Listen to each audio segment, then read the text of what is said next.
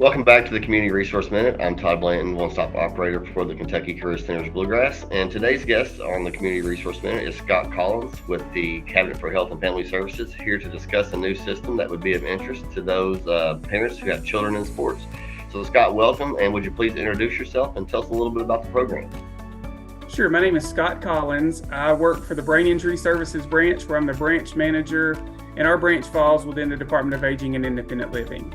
REAP is a concussion protocol for all school-age students that helps determine when the student is most suited to return to full learning after suffering a concussion. Thanks, Scott. So can you explain a little bit more about the REAP program and why it's important for parents and those who work around children, especially those in sports? Sure.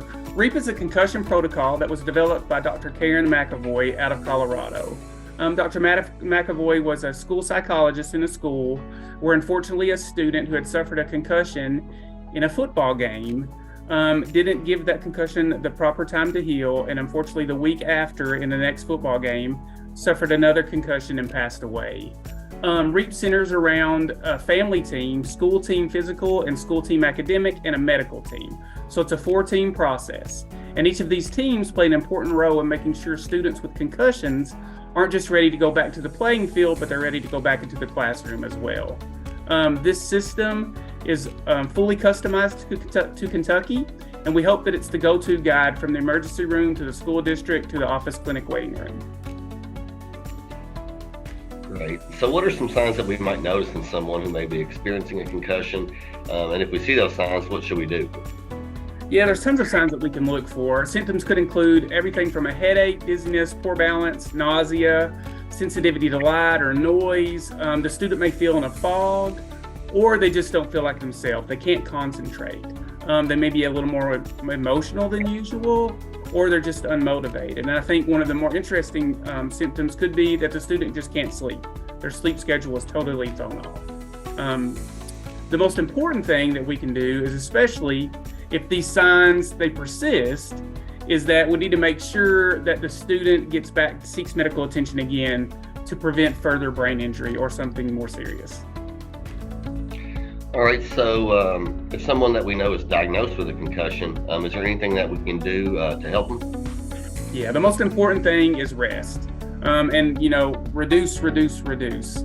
More than 70% of concussions resolve successfully if managed well within the first 4 weeks post-injury. And that's why REAP's so important. And using the team approach can ensure that we can make sure that the brain is healing properly and there are no further injury. The REAP manual comes with a symptom checklist that can be used daily by not only parents, but teachers or school nurses. It comes with a symptom checklist that starts 2 to 3 hours after the concussion and goes all the way up to a week later.